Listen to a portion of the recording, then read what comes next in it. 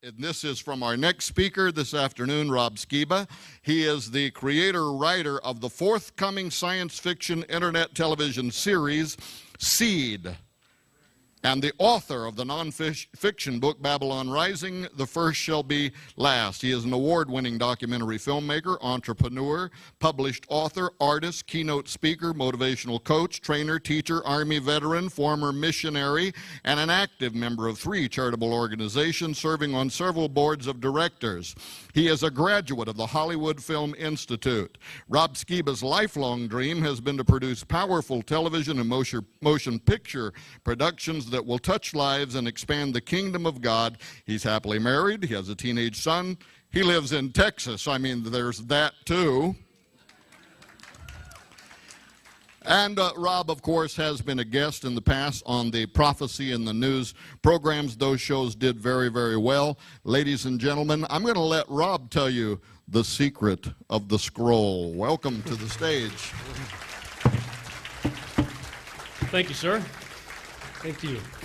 The secret of the scroll. Well, that is a special item that I've been giving to people who've had an influence on my life in leading me in the direction that I'm on right now with all the research and everything that I'm doing.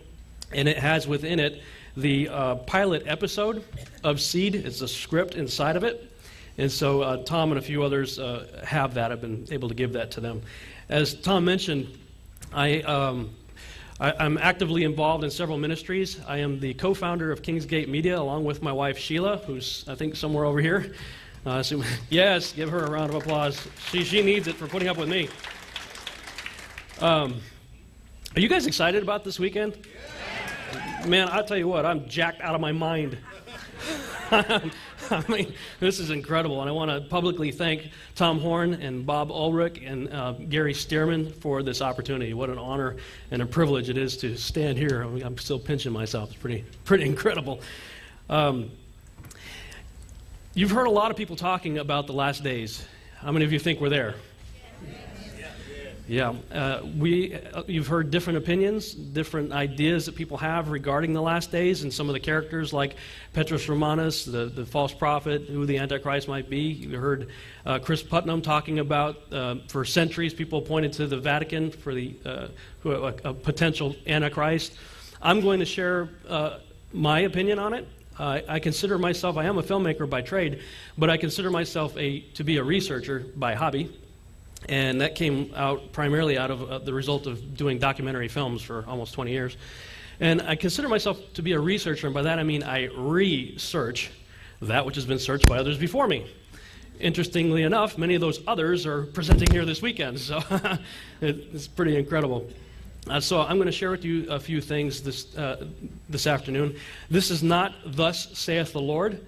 This is "Thus thinketh Rob," to coin the King James, right? So I'm going to encourage you to search these things out for yourself. How many of you remember playing Connect the Dots when you were younger? I loved doing the Connect the Dot things, and that's basically what I've tried to do as a researcher. I'm not about plagiarizing anybody else's material. I'm simply trying to research what other people have searched before me and try to connect some dots for myself and then share it with you. So that's my hope today. I imagine that there's going to be essentially 3 different responses in a crowd this size. Response number 1, some of you are going to just listen to what I have to say and say, wow, isn't that interesting? You're going to walk out and that'll be about it. You go to the next speaker. There's going to be another group in here that's going to say, Rob, you need to buy stock in tinfoil and go into the hat-making business. You're going to think I'm totally crazy and off my rocker and, just conspiracy nutcase. And then there's going to be a third group here that's going to search and see if these things be true. And that is my hope, that is my desire, is that all of you will take notes, the things that I'm going to say, and that you will research that which I have searched, and search these things out for yourself. You've probably heard a lot of people talking about this scripture right here, Matthew 24:37, as it was in the days of Noah, so shall it be at the coming of the Son of Man. That scripture has always intrigued me because Jesus' disciples came to him and asked him, what's it going to be like in the last days? And Jesus gives a pretty long list of things to describe the last days, doesn't he? But after he finishes that long list, he throws this one in. And if you look at the prior list, there's always been wars and rumors of wars and pestilence and earthquake. varying measures. Of course, it's increasing in these days. But I started to think about this phrase right here and wondered, well, why does he say that? What differentiates the days of Noah from any other time in human history? And I used to think there was only one thing, but now I think there are two things that differentiates the days of Noah from any other time in human history. And the first one is what I call the Genesis 6 experiment. And that's summed up in Genesis chapter 6, of course, verses 1 through 12. Some interesting activity that takes place there that resulted in the creation of Nephilim hybrids.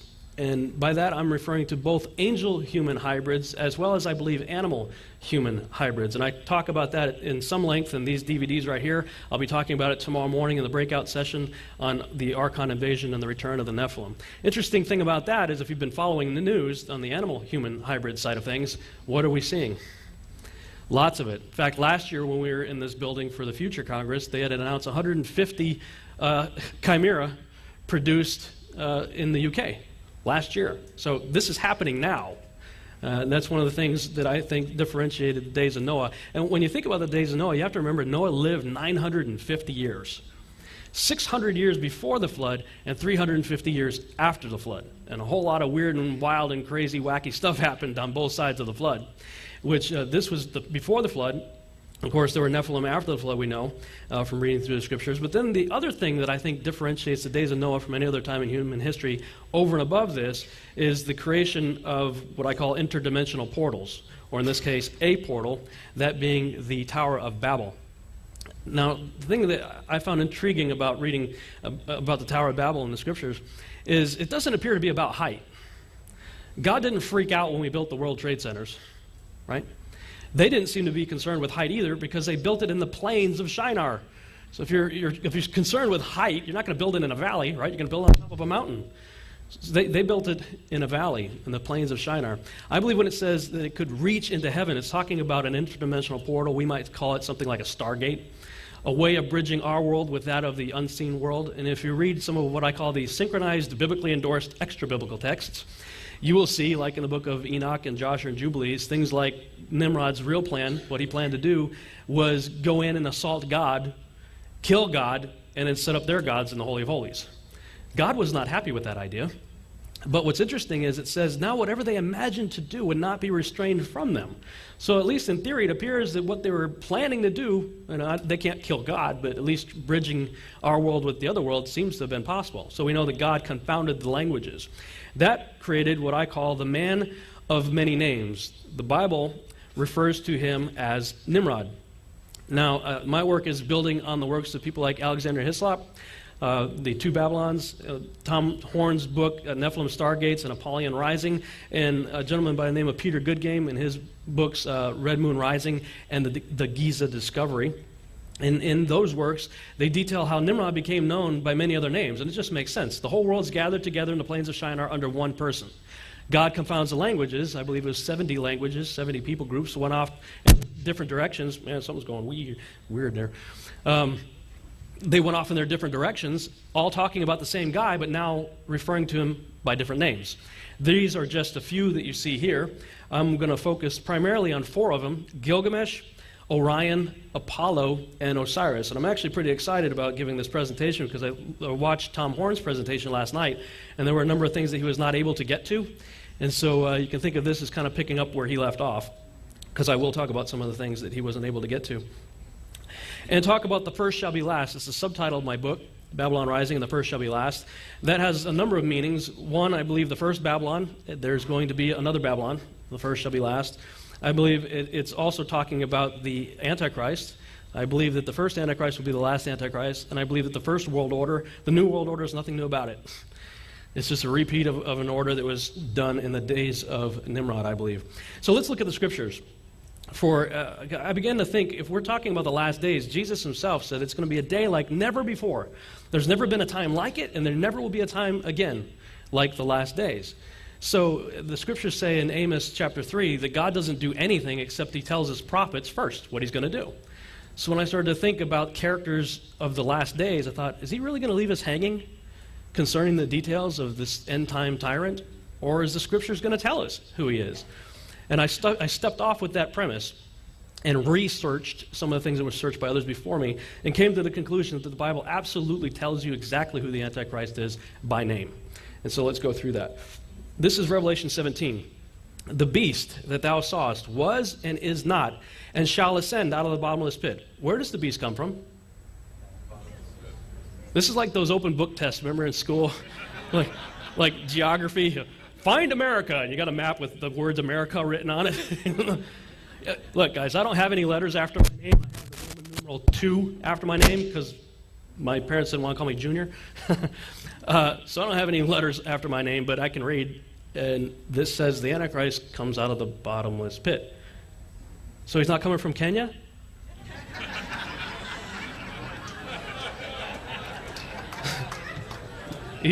He's not coming from Hawaii?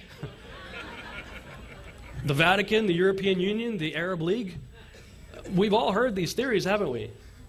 I'm looking at that with an open book test saying, yeah, it says the bottomless pit. So that's where I think the beast is coming from. Go figure.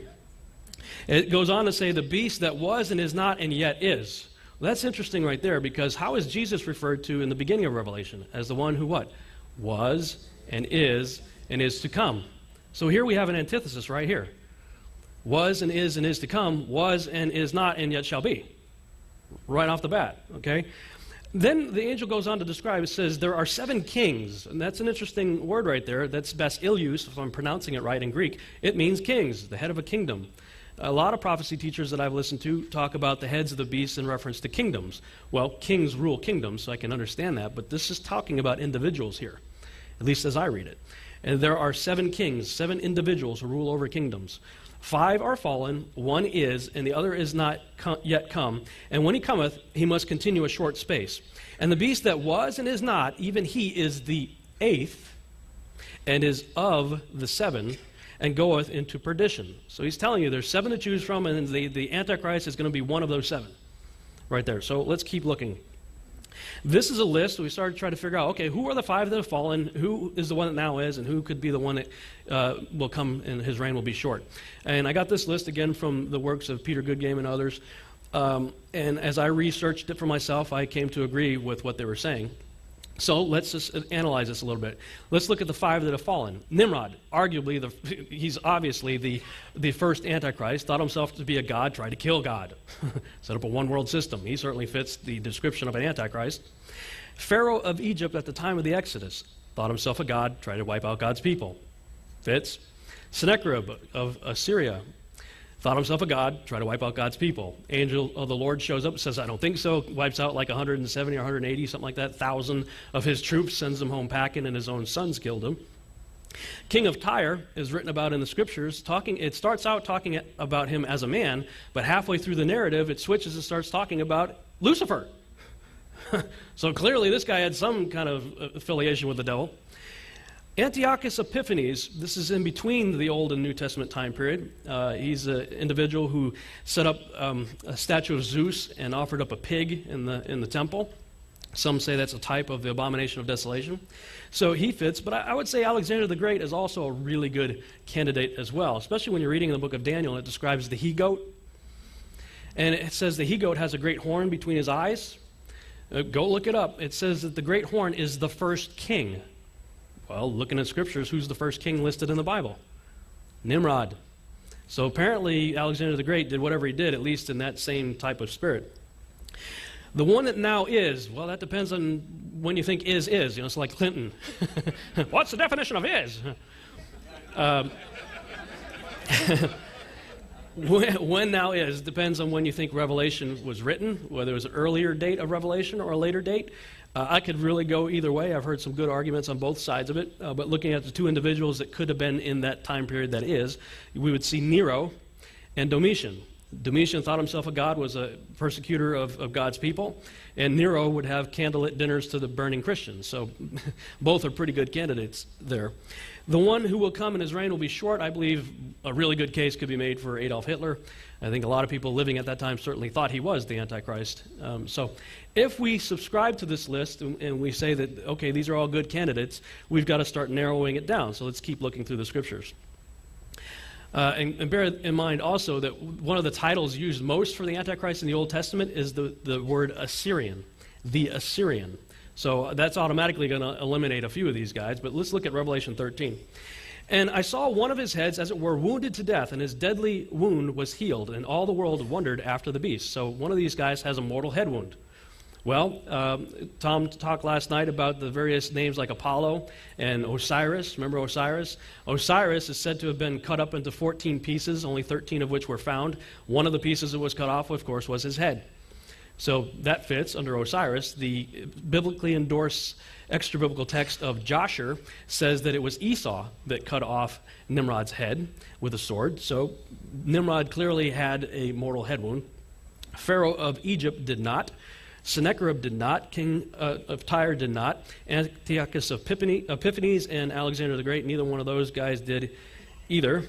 Nero is interesting because he stabbed himself in the throat, and so if we reckon that as part of the head, then maybe he could be a candidate. Domitian, it would not apply. Hitler is said to have supposedly shot himself in the head, though recent forensic evidence suggests otherwise, but that's a topic for another seminar altogether. So, again, remember, one of the Old Testament titles was the Assyrian. So looking at these three choices that we have left, which one of these guys is an Assyrian? Only one, Nimrod. Right, so let's continue. Revelation 13:4. And they worshiped the dragon, which gave power unto the beast, and they worshiped the beast, saying, Who is like unto the beast? Who is able to make war with him? One of the other characters Nimrod was known by name was Gilgamesh. This is from the Epic of Gilgamesh. Who can compare with him in kingliness? Who can say like Gilgamesh, I am king? Very similar phrase there. Let's continue.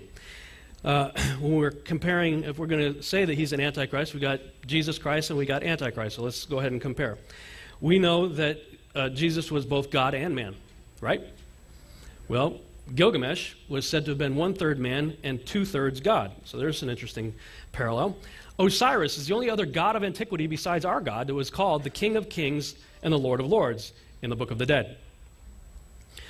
Osiris, Mithra, Tammuz, and others are all represented by the symbol of a cross. Many of you may not realize this, but Jesus was actually crucified on the favorite symbol of their god Mithra, which was a cross. So the Son of God was crucified on the symbol of the Son of God. Now, in this case, it's Osiris, represented by the Ankh. The top of the Ankh has a hoop on it. The hoop represents resurrection. Jesus is represented by the cross. He's represented as resurrection. So is Osiris and the Ankh. He is depicted in his various embodiments as a dying and resurrecting figure, the dying and resurrecting sun god of antiquity. Son of God, as Apollo, he's a son of Zeus. Right? So there's another parallel right there. And he rules from elsewhere. In this case, he rules from Hades, the direct opposite of heaven, right? Our Lord's ruling from heaven, right? Osiris is ruling from the underworld. Very interesting parallels. So let's look at what's going on in the underworld. Where does the beast come from? The bottomless pit. Open book test, remember? All right. Revelation 9:11. And they had a king over them, which is the angel of the, oh, there it is again, the bottomless pit, whose name in the Hebrew tongue is Abaddon, but in the Greek tongue hath his name Apollyon, which is a derivative spelling of Apollo. The Bible just told you who the Antichrist is by name. Interestingly enough, it does so in Revelation 9:11. Don't have time to get into that here. I talk about it a lot more in my book and my DVD series based on it. But 9/11 is a very interesting number for us as Americans, but just in general. 666, we talk about the mark of the beast, right? Number of the beast. I credit this to Sharon Gilbert. She spoke last year and talked about some interesting things regarding the carbon molecule. We are carbon-based organisms, right? The carbon molecule consists of 6 protons, 6 electrons, and 6 neutrons. So just by default, the number of man would be 666. Interesting. Now remember, he was 1/3 man and 2/3 God, Gilgamesh, right? What's 2/3 of 100? Oh, 66.6%. Huh. Interesting. The missing piece of Osiris was fashioned into an obelisk. I'm not going to elaborate much more than that. The biggest one in the world is in Washington, D.C. In more ways than one. Sorry. Did I say that? This particular one measures 6,666 inches tall, which is 555.5 feet tall, but some say there's another 111 feet going underground to stabilize it, which would mean it's 666 feet tall. Interesting. And if you measure the base, all square all around the base, it's 666 inches wide or 55.5 feet wide. 666 all over this thing. This guy's got sixes all over him. So I am fully convinced that we're looking at the Antichrist right here. So let's see what's been happening in recent time regarding the idea of finding Nimrod. In 1999, the tomb of Osiris was found by an individual by the name of Dr. Zahi Hawass, one of the most world-renowned Egyptologists out there. He saw what looked like a well between the center pyramid and the Sphinx. But he began to suspect that it was something more than just drinking water, that it was more than just a well. And so he pumped the water out. And this is what they found right there. If you look at the diagram there on the left, they came down into this chamber that had a tunnel going down even farther. Remember that the beast had 7 heads, right? And it says that the Antichrist is one of the 7. Well, you got this chamber here that has 6 sarcophagus places for sarcophagus to be. You see there's 3 right there on one side. You got 1. There's 4 on the end. And then there's 2 on the other side. And where the other one would be, it's another tunnel. And so they go down even farther, and they find what's depicted, the artist rendition on the right, is the tomb of Osiris. This is so sci-fi. I mean, this truth is stranger than fiction these days. There was a moat of water surrounding a square island that had 4 pillars, 1 on each end. It had strange writing on it that I suspect was instructions for something. Inside that square island was another moat of water surrounding an island that had a very large stone sarcophagus on it. And this is their words, not mine. They described what was underneath that as the shaft of the bottomless pit. They found a body in that sarcophagus, but everybody agreed that it was not Osiris, that it appeared that it was tampered with. Somebody maybe put a body in there with the hopes of resurrection, but the body that they found in there appears to have been a later addition. So they ruled out the body that was in the sarcophagus, that said that was not Osiris. However, a few years later, in April of 2003, the tomb of Gilgamesh was found in the desert of Iraq. Coincidentally, 1 month before we started the military occupation phase of Iraq. And we all know that we went under pretense of finding weapons of mass destruction, right? But we all learned that was false. But I submit that it may be true. We may have found the weapon of mass destruction, if in fact Gilgamesh is Nimrod. And you'll hear in a minute, I'm going to clip where Tom Horn and Steve Quayle are talking about this, talking about the fact that when they found this body, there was apparently in a remarkable state of preservation, and their primary objective was to extract DNA from it. This is April of 2003. And, oh, by the way, after we go into Iraq to set up the military occupation phase, the first thing our troops did was raid the Museum of Baghdad. Things that make you go, to quote Saturday Night Live, right? The great scholars of Saturday Night Live. Made me begin to wonder if there was, in fact, an Omega plan at work.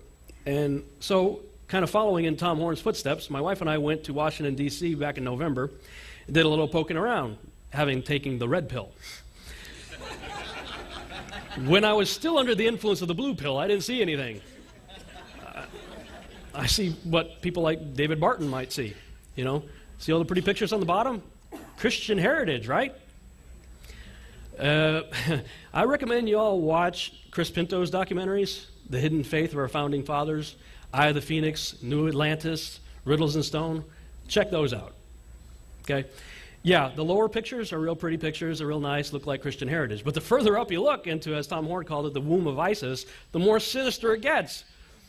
You have the frieze of American history there, and yeah, you do have depictions of United States of America history on there.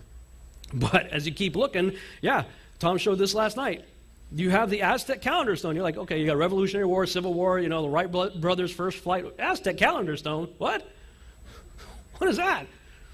And then you keep looking up, and you get the 72 binding utility pentagrams surrounding the apotheosis of George Washington, where George is depicted as a god beside Neptune and Minerva and Vulcan and Mercury. And so I asked the lady that was our tour guide, I said, when was that painting done? She said 1865. And I thought, that sounds familiar. Isn't that the year Abraham Lincoln died? And she said, yeah. In fact, he was the first president to undergo what's called the lying in state ceremony.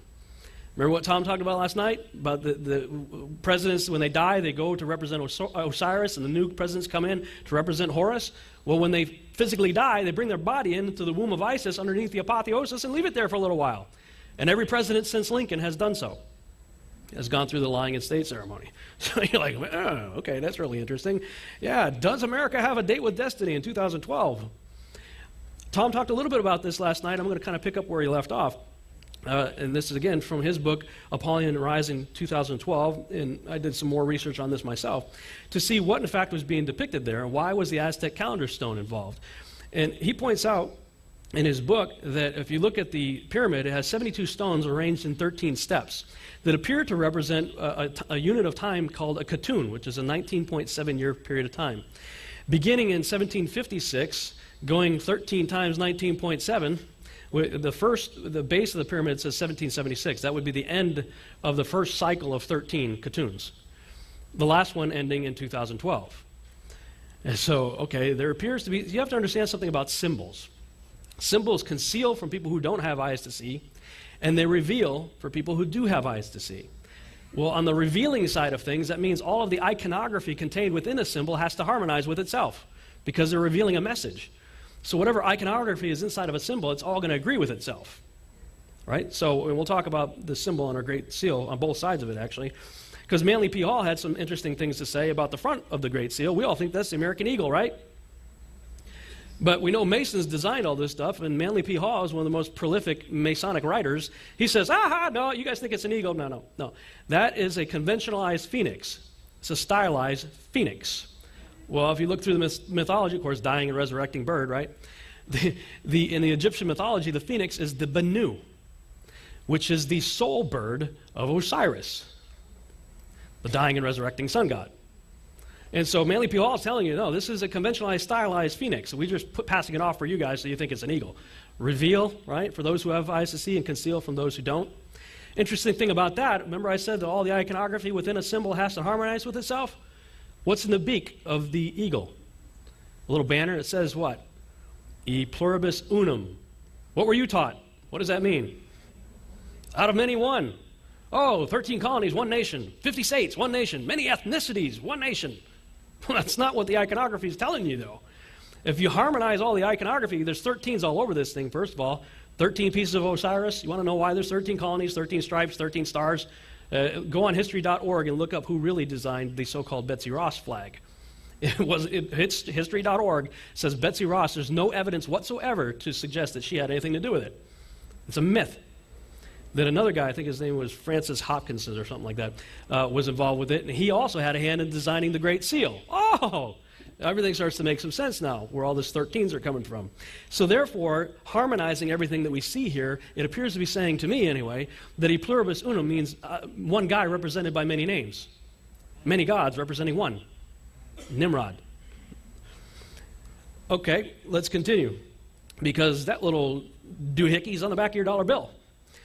I don't even like carrying them around anymore. I call them Nimrods. I really don't. I think it's a talisman, quite frankly. If you have a seal, like it's like a quarter, you know, it's got an image on one side, an image on the other side, but you split it, we read left to right, right? Well, you would think it would be as it's depicted on the right side there, with the eagle on the left and the pyramid on the right. But yet on our dollar bill, it's the other way around.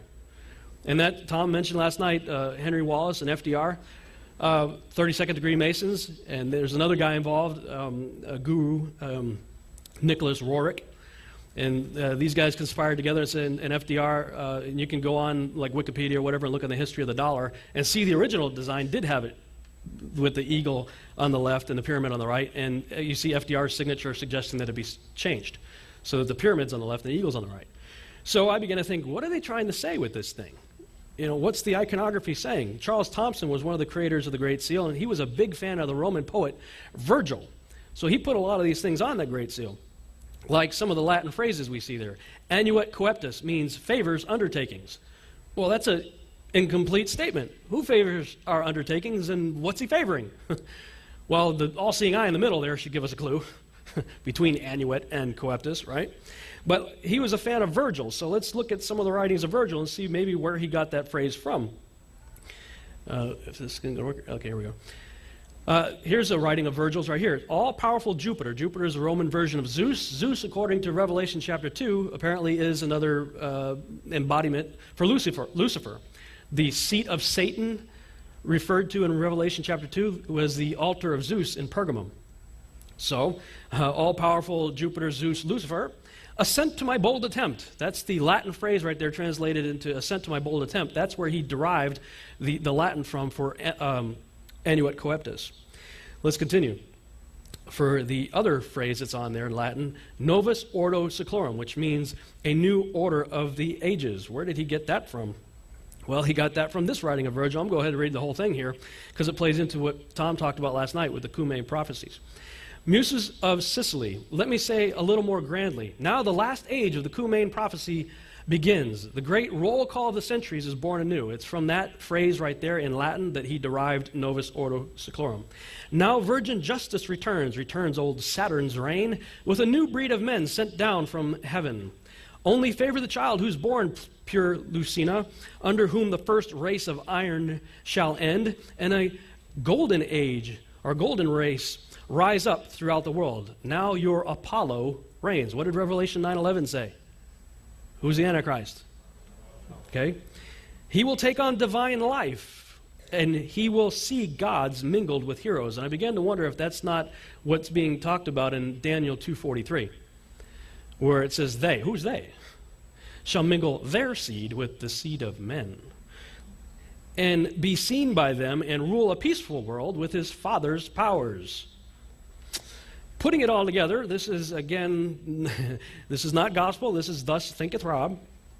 This is what I think the back of your dollar bill is saying, reading left to right. Zeus/Satan favors our undertakings, that which we do under Osiris's watchful eye. An undertaking that started in 1776 and will be completed in 2012. At that time, we will usher in the new order of the ages. It is in you, O Lucifer, that we put our trust to raise up your son. Now, I put Lucifer there because it says, in God we trust. There's nothing on that dollar that harmonizes with Scripture. When people in politics, especially, politicians, say they serve the God of the Bible, I think we need to ask, which God? Because there's a lot of them in the Bible. Are we talking about the God of Abraham, Isaac, and Jacob? Or are we talking about all the other ones he says, don't have any other ones before me? Looking at all the iconography on this talisman here, this dollar bill, I believe that it's talking about Lucifer, because there's nothing on here representing the God of Abraham, Jacob, Isaac, and Jacob. Like a phoenix rising out of the ashes of death under the sign of Saturn, Apollo Nimrod will rise again. Thus, the one false god, represented by many names, shall reign anew. That's what I think has been put in circulation all around the world. That is my belief on that. Going to see what Jesus had to say concerning the last days and the Antichrist, he gives us some warnings. He says, then if any man shall say unto you, lo, here is Christ, or there, believe it not. For there shall arise false Christs and false prophets, and shall shew great signs and wonders, insomuch that if it were possible, they shall deceive the very elect. I like this one. Behold, I have told you before. That's King James. Some of the other ones say, I'm telling you this in advance. It appears to be saying, hey guys, pay attention. I'm telling you something you really need to be thinking about here. Right? Then he says, wherefore, if they shall say unto you, behold, he is in the desert. Where was Gilgamesh found?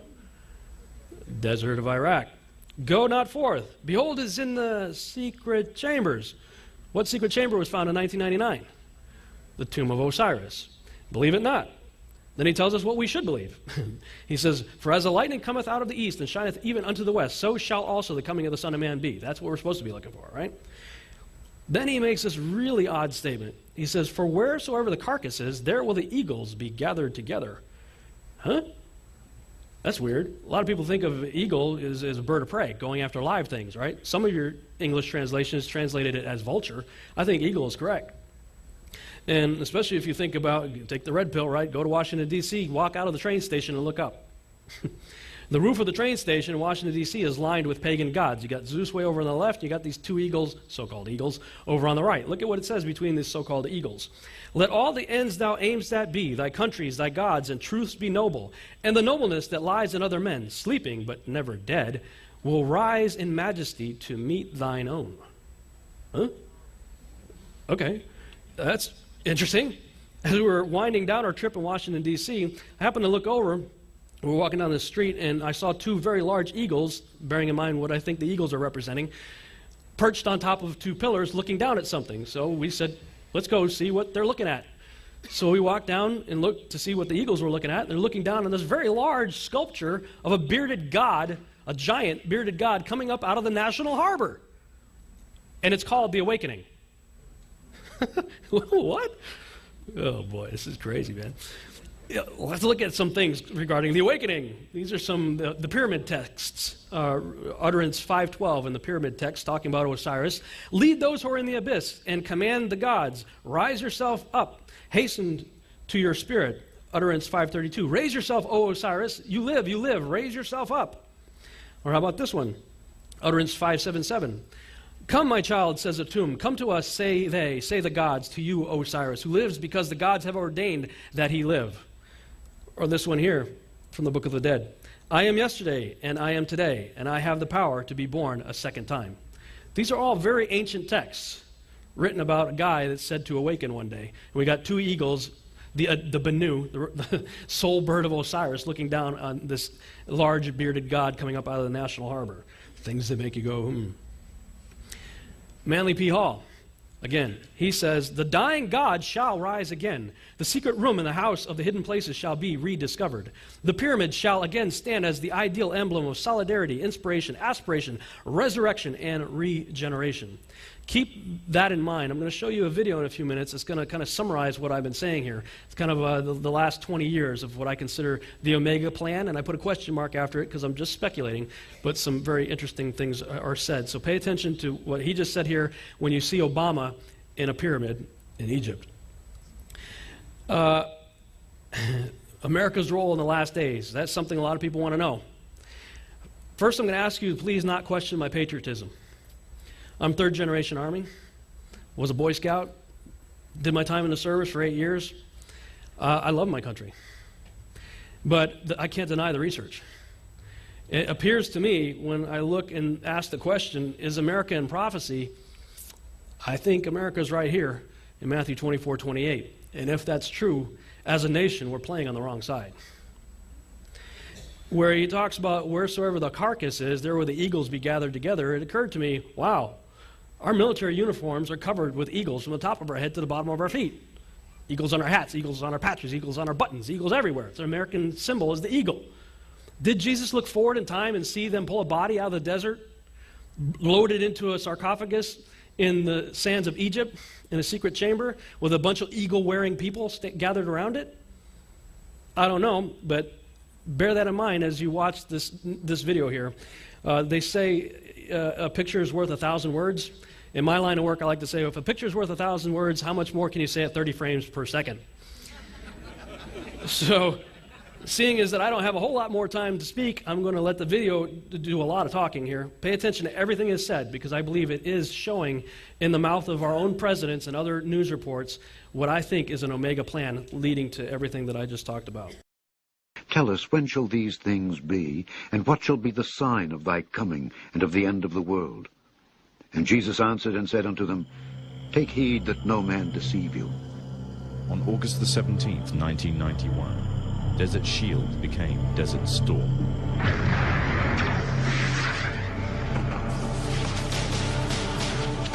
The conflict was witnessed by millions through the eye of CNN and the BBC, showing propaganda of the systematic eradication of Saddam's forces by a coalition far superior in technological, political, and economic power.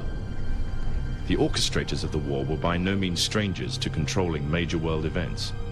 In fact, they have done so for centuries. From the shadows, they have engineered every major war, revolution, and recession. They control everything you read, everything you hear, and everything you see. They have managed to indoctrinate an entire populace to their way of thinking and have infiltrated key positions in places of authority. And it is from the shadows that they have created a new political order, a new economic order, and more sinister, a new religious order.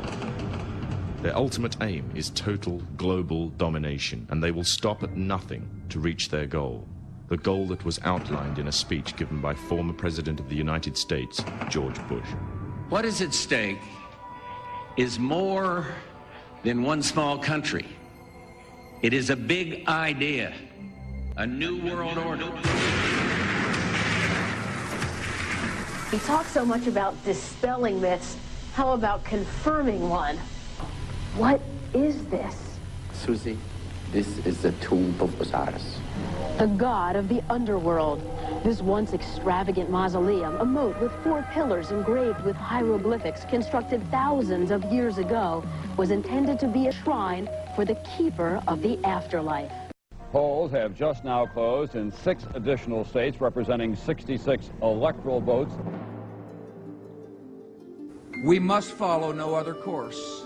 Now it is a seed upon the wind, taking root in many nations. We will confront weapons of mass destruction. We will build our defenses beyond challenge, lest weakness invite challenge. This work continues. The story goes on, and an angel still rides in the whirlwind and directs this storm.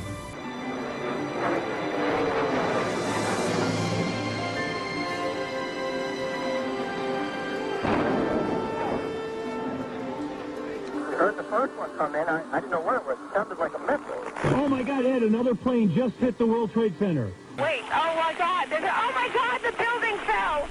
We have no idea what caused this. Let us never tolerate outrageous conspiracy theories concerning the attacks of September the 11th. Malicious lies that attempt to shift the blame away from the terrorists themselves, away from the guilty. On the morning of September 11th, 2001, 19 men armed with box cutters, directed by a man on dialysis in a cave fortress halfway around the world using a satellite phone and a laptop, directed the most sophisticated penetration of the most heavily defended airspace in the world, overpowering the passengers and the military combat-trained pilots on 4 commercial aircraft before flying those planes wildly off course for over an hour without being molested by a single fighter interceptor. These 19 hijackers, devout religious fundamentalists who like to drink alcohol, snort cocaine, and live with pink-haired strippers, managed to knock down 3 buildings with 2 planes in New York, while in Washington, a pilot who couldn't handle a single-engine Cessna was able to fly a 757 in an 8,000-foot descending 270-degree corkscrew turn to come exactly level with the ground, hitting the Pentagon in the budget analyst office where DoD staffers were working on the mystery of the $2.3 trillion that Defense Secretary Donald Rumsfeld had announced missing from the Pentagon's coffers in a press conference the day before, on September 10th, 2001. Luckily, the news anchors knew who did it within minutes. Osama bin Laden.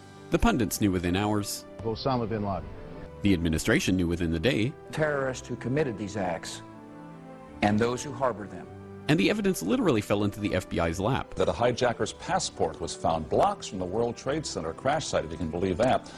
But for some reason, a bunch of crazy conspiracy theorists demanded an investigation into the greatest attack on American soil in history. That investigation was delayed, underfunded, set up to fail, a conflict of interest, and a cover-up from start to finish. It was based on testimony extracted through torture, the records of which were destroyed. It failed to mention the existence of WTC-7, Able Danger, P-TECH, Sibel Edmonds, OBL and the CIA, and the drills of hijacked aircraft being flown into buildings that were being simulated at the precise same time that those events were actually happening. It was lied to by the Pentagon, the CIA, the Bush administration, and as for Bush and Cheney, well, no one knows what they told it because they testified in secret, off the record, not under oath, and behind closed doors. It didn't bother to look at who funded the attacks because that question is ultimately of little practical significance. Still, the 9/11 Commission did brilliantly, answering all of the questions the public had, except most of the victims' family members' questions, and pinned blame on all the people responsible, although no one so much as lost their job, determining the attacks were failure of imagination. Because Nobody in our government, at least, and I don't think the prior government that could envision flying airplanes into buildings. Except the Pentagon, FEMA, NORAD, and the NRO. The DIA destroyed 2.5 terabytes of data on Able Danger, but that's okay because it probably wasn't important. NIST has classified the data that they used for their model of WTC-7's collapse, but that's okay because knowing how they made their model of the collapse would jeopardize public safety. Osama bin Laden lived in a cave fortress in the hills of Afghanistan, but somehow got away. Then he was hiding out in Tora Bora, but somehow got away. Then he lived in Abbottabad for years, taunting the most comprehensive intelligence dragnet employing the most sophisticated technology in the history of the world for a decade, releasing video after video with complete impunity and getting younger and younger as he did so, before finally being found in a daring SEAL team raid which wasn't recorded on video, in which he didn't resist or use his wife as a human shield, and in which these crack special forces operatives panicked and killed this unarmed man, supposedly the best source of intelligence about those dastardly terrorists on the entire planet. Then they dumped his body in the ocean before telling anyone about it. Then a couple dozen of that team's members died in a helicopter crash in Afghanistan. You will never ever express doubts about any part of this story to anyone. Ever. Imagine the startling proposition that the Nephilim, the giants, the mighty men of old, the gods and children of the Watchers, could somehow rise up, could somehow be reconstituted inside of a body. And, of course, I've discussed with you before my theory that one of the greatest legends in history could be a record of that having actually happened. And I'm referring to Nimrod, who some scholars also identify as Gilgamesh of Sumerian fame, Apollo of Greek fame, Osiris of Egyptian fame. And this Gilgamesh was a giant who a lot of people didn't even believe was anything more than myth until his grave marker was found a few years back. And then, according to some people, the military swooped in and took possession and control of that dig. Hey, Tom, I want to interject something. I talked to a special operations general who was there when Gilgamesh's remains, and his words were he was in a state of remarkable preservation, okay? He said they have Gilgamesh's remains. So if they have Gilgamesh and he is Nimrod, they got it. And the whole point was to extract the DNA. When the Iraqi regime fell in April 2003, the Iraqi Museum in Baghdad and museums in other provinces such as Mosul, Basra, and Babel were exposed to theft for 2 consecutive days. The theft was carried out by local and international networks as well as Iraqi and Arab agents. It is estimated that 170,000 artifacts were stolen, 15,000 of which have no registration records. The most important of these artifacts are the Sumerian cuneiforms, which represents the philosophy of life and death. Many date back to Mesopotamian times, more than 4,000 years ago. Artifacts pertaining to the civilizations of the Sumerians, Babylonians, and Chaldeans, and others that go back thousands of years in history, were taken away from the land of the 2 rivers. In addition, entire book collections from certain historic eras disappeared from the National Library, thus negatively affecting Iraq's wealth of civilization and culture. One must also mention that some artifacts were stolen and sent to Israel via the American forces. But American troops stood by as Iraq's heritage was plundered.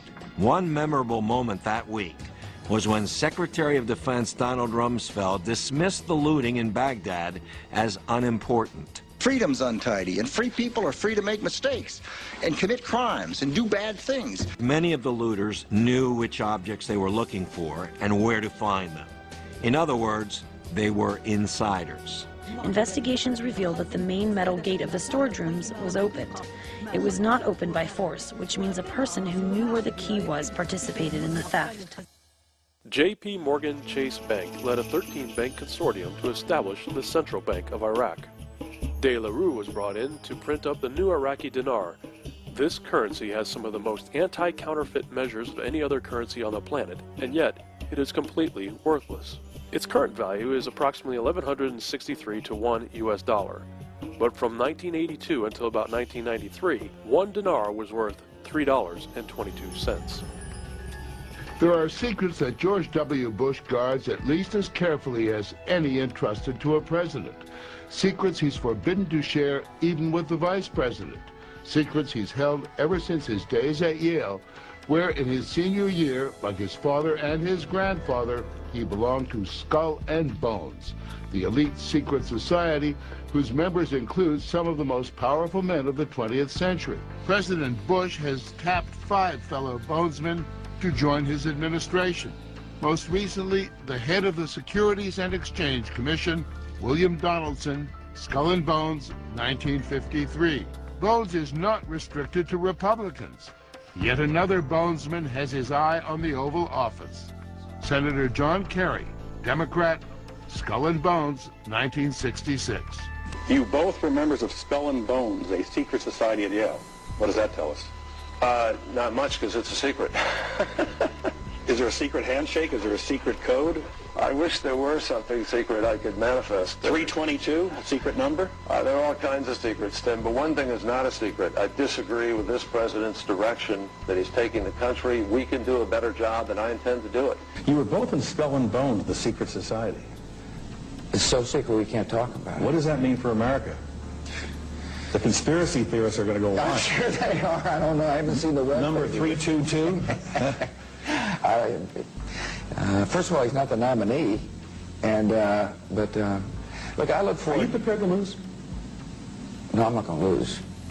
Saddam, Saddam, Saddam, Saddam, Saddam, Saddam, Saddam, Saddam, Saddam, Saddam, Saddam, Saddam, Saddam Hussein. War and danger. Continuing danger. Hour of danger. Very, very dangerous world. The evil terrorists. Terrorists. Terrorists. Terrorists. Terrorists. Terrorists. Terrorist, terrorist, terrorist, terrorist. Terrorists. Terrorist, Terrorists.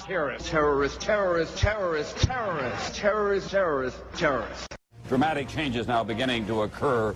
John Kerry with 77 electoral votes and George Bush with 66. These men are like this. The only thing that unifies them are Skull and Bones. Skull and Bones will still keep control of the presidency. By our efforts, we have lit a fire as well. A fire in the minds of men. It warms those who feel its power. It burns those who fight its progress. And one day, this untamed fire of freedom will reach the darkest corners of our world. The Bible says that Iraq, which was known in the Bible days as Babylon, will not only emerge in the last days, it will emerge as the wealthiest, most peaceful, most powerful nation on the face of the planet. So the question is, how do we get from the chaos that there has been over the last few years to the wealthiest country on the planet in the last days?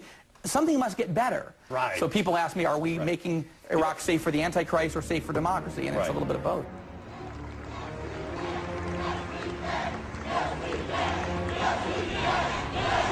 We cannot continue to rely only on our military in order to achieve the national security objectives that we've set. We've got to have a civilian national security force that's just as powerful, just as strong, just as well-funded. And those who tell us that we can't, we will respond with that timeless creed that sums up the spirit of a people. Yes, we can. If you say, with profound gratitude and great humility, I accept your nomination for presidency of the United States. All across America, something is stirring. It's been a whirlwind of activity these first 100 days. Finally, I believe that my next 100 days will be so successful I will be able to complete them in 72 days. And on the 73rd day, I will rest. What did the President and the Pope talk about this morning? The Vatican positions, you know, don't fall into the usual left and right of American politics. The Pope, for example, is for stronger world government. And he just issued an encyclical, a sort of Vatican position paper, calling for much stronger regulation of the financial world. And at the same time, of course, the Pope is opposed to abortion and stem cell research, which Mr. Obama favors. E pluribus unum. That was Latin. It's what's inscribed on a quarter. Out of many, one. Of course, the visual highlight was the president touring the pyramids, outside and in. Purification, mummification. Self-identification. That looks like me. Look at those ears. Separated at birth from a hieroglyphic, but the president's guide saw another resemblance. Mr. President, you look like King Tut. I've been told. Yes, it's true. He should know about King Tut. Dr. Sahi Hawass oversaw scans of Tut's mummy that produced this likeness. The president's trip inspired Egyptians to display decorations calling Obama the new King Tut of the world. But even the new King Tut couldn't budge a pyramid. Still, it's good practice for trying to push peace in the Mideast. Scientists from all over the world are trying to figure out what caused a mysterious blue light to spiral in the sky over Norway on Wednesday. Early yesterday morning, just before dawn, this appeared in the Norwegian sky. A blue light, small at first, growing into a spiral, and then disappearing into what appeared to be a black hole. Thousands of Norwegians bombarded the Meteorological Institute to ask what that light could have possibly been. Some feared it could have been a meteor, others a black hole, and there are even those that thought it could be aliens. December 21st, 2010, I looked up and I saw a decapitated blood red head, looked like, floating over the shoulders of Orion at 2:22 in the morning. Oh, by the way, 2:22 in the morning Central Standard Time is 3:22 in the morning Eastern Standard Time.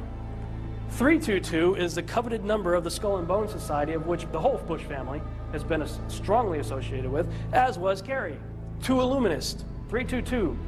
What's that? A skull? A decapitated head on top of a pile of bones? 322. What was happening in Iraq at that very moment?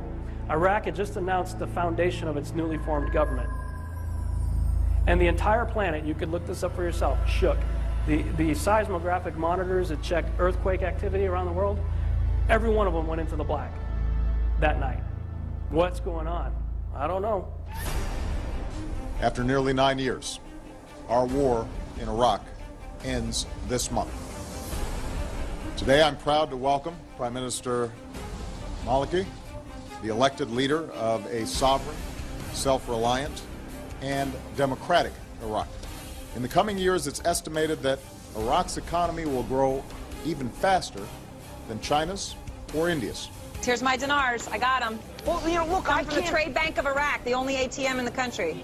Look, this is a country that's resource-based, that obviously has tremendous aid by the U.S., but could be very self-sufficient with all these oil companies that we've been talking about that are exploring, they're about to explore there.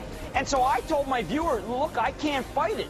I would like to know how best to get it, and it would really be great if, you know, these guys set up these ETFs all the time.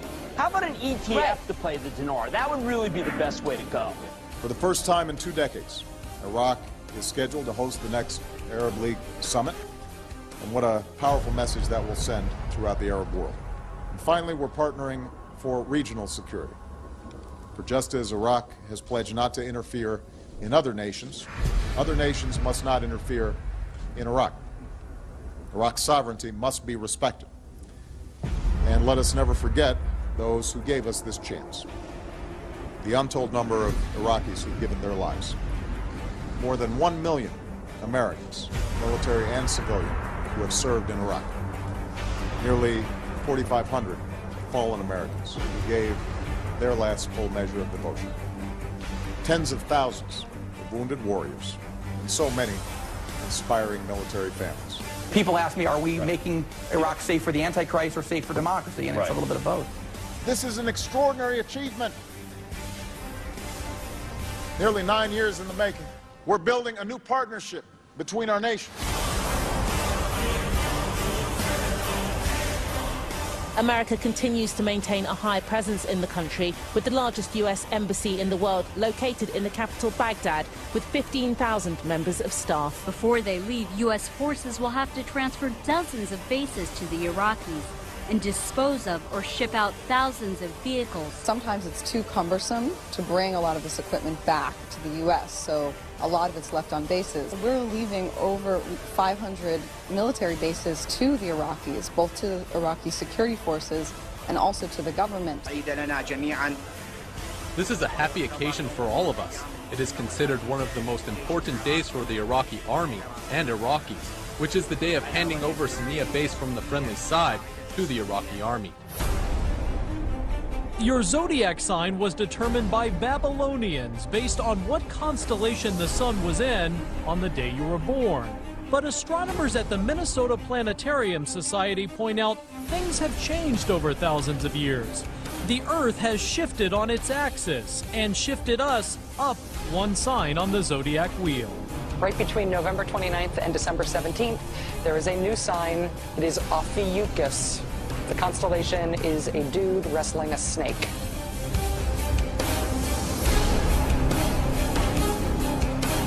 Birds, fish, and all kinds of creatures just dropping dead. 8,000 dead turtledoves in Italy. Hundreds of birds dead in Rockwell, Texas. 500 red-winged blackbirds in Louisiana. 3,000 dead red-winged blackbirds in Arkansas. Several hundred dead in Kentucky. On the fish, several hundred snapper fish in New Zealand, thousands of dead fish in Florida, 40,000 devil crabs in the UK, 80,000 drumfish in Arkansas, 2 million spot croakers in Maryland in the last 2 weeks. And this is all a sign of the apocalypse. But as the days of Noe were, so shall also the coming of the Son of Man be. Plans to allow scientists to create embryos that are part human and part animal are sent for approval by the official regulator in Britain.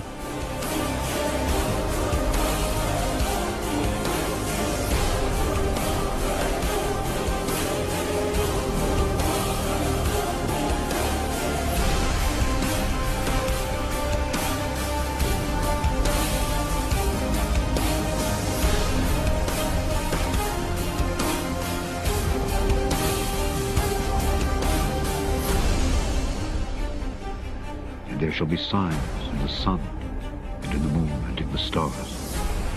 And upon the earth, distress of nations with perplexity. The sea and the waves roaring. Men's hearts failing them for fear, and for looking after those things which are coming on the earth. For the powers of heaven shall be shaken.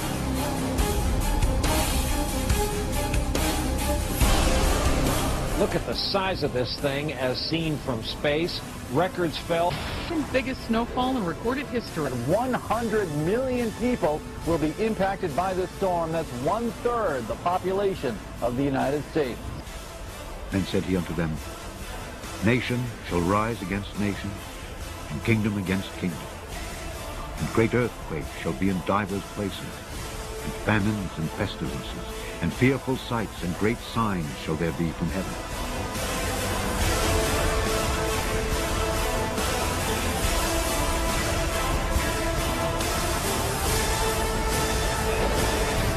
Except those days should be shortened, there should no flesh be saved. But for the elect's sake, those days shall be shortened. Thank you. Just got a couple minutes and we'll wrap up here. That video should help us understand why the scriptures say that now is the time of salvation. If you don't know in whom your hope lies, don't leave this building without settling that issue. Because most of the stuff you saw there was just last year. And if everything that the speaker's been talking about, the potential for something happening, everything seems to be pointing to December 21st of this year, 2012. I don't know what's going to happen. There's an awful lot of stuff pointing to it. Here's an interesting thing to consider. If you've seen this picture before, and think about what Tom Horn and Chris Putnam have been talking about with regard to Petrus Romanus, is this a foreshadowing of the false prophet in the image of the beast? That's a sculpture called the Resurrection. I don't know about you, but my Bible doesn't say anything about Jesus looking like that. Sculpted in 1977 by a guy named Fazzini. It's supposedly Jesus coming out of a nuclear crater. Okay. Is that the false prophet in front of the Antichrist? I don't know. But I'm not going to leave you in fear. I'm going to close with this. Fear not. As I started to look more into Osiris, you see this imagery right here is how his name is spelt in Egyptian hieroglyphs. Osiris, that's the iconography that represents his name. And EgyptianMyths.net says the name Osiris is the Greek corruption of the Egyptian name Asur or Usur. There are several possibilities as to what this name means. The strength of the eye is one. Another is he sees the throne, or he who has his eye on the throne. Sounds like the 5 I wills to me. Right there. That's what Osiris's name means, but I'm going to show you something really cool here. My wife and I started taking Hebrew classes about 1.5 years ago and started understanding Hebrew. This is a chart from a guy named Dr. Joel Young, and his website is forhisglory.org. He shows that every Hebrew letter has a numerical value, and also every letter has multiple meanings for the letter itself. And there's an idiom that says if every Hebrew letter has 7 meanings, then every Hebrew word has 70.